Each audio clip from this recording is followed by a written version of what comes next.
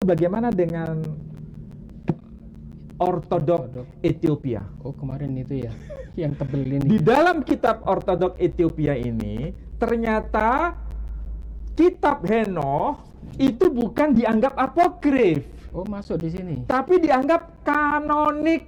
Oh, alah. Pak, kenapa sih kitab Henoh tuh nggak dimasukin ke dalam Alkitab sih, Pak, sebetulnya, Pak? Bisa Kitab penjelasan? Henok itu gini ya. Kitab Henok itu kalau bicara Henok yang mana sekarang? Ada banyak versi kitab Henok. Kitab Henok itu ditemukan di naskah-naskah di antara naskah-naskah Laut Mati. Ya. Tetapi kitab Henok yang ditemukan di naskah-naskah Laut Mati itu tidak setebal dengan kitab Henok yang dibaca di gereja Ortodok Ethiopia. Jadi kalau bicara tentang kitab Henok yang mana sekarang? Itu yang pertama. Yang kedua, paham gereja-gereja kuno tentang kanonisasi itu tidak sesaklek dan serigid gereja modern. Karena apa? Sebenarnya inti dari iman Kristen itu kan firman yang menjadi manusia. Tetapkan. Kan itu kan?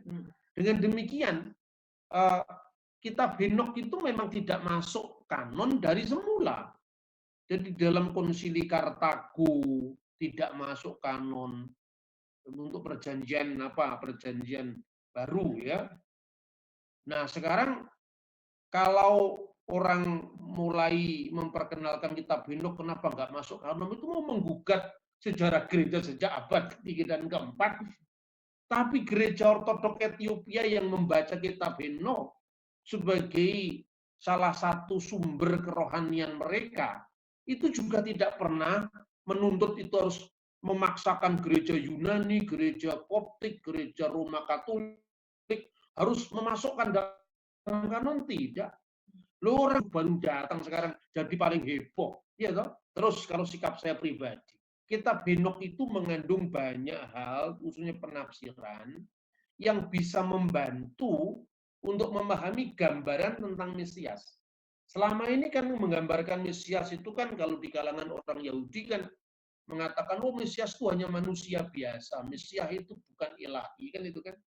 Dengan ditemukannya kitab Henok di Qumran itu, di antara naskah-naskah Laut Mati, ternyata kitab Henok menggambarkan Mesias itu sebagai anak Allah.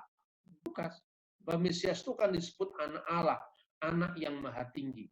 Tetapi ya, berarti pertama orang Yahudi yang kita kenal selama ini menolak keilahian Kristus, itu sebetulnya orang Yahudi setelah keruntuhan Bait Allah. Yang kedua, dan itu terjadi setelah tahun 90 Masehi ketika orang Yahudi mengadakan muktamar atau konsili di kota Yamnia yang mengutuk orang-orang Kristen, orang-orang Muslim tadi. Sejak saat itu gambaran tentang Mesias itu mengalami distorsi, jadi hanya manusia biasa karena kedatangan Yesus Mesias yang ilahi itu tidak memenuhi selera orang Yahudi yang menggambarkan Mesias itu Mesias politik, ya. Saya kira itu diperlukan. Itu tidak berarti bahwa kita mengakui seluruh dokumen itu. Misalnya kitab Yudas itu mengutip kitab Penaikan Musa, dan kitab Penaikan Musa itu sebetulnya kitab yang digolongkan non kanonik. Tapi kenapa kok sampai ini paralel dengan surat Yudas? Oleh karena itu tradisi bersama yang dikembangkan oleh orang-orang Yahudi dan Kristen sebelum gereja gitu. Jadi artinya ketika kita mengutip cerita-cerita kesalehan itu tidak berarti sumbernya dari satu buku itu. Dari misalnya buku Henok itu tidak.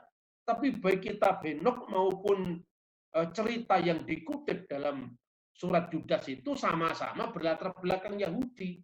Sebagian tertulis, sebagian tidak.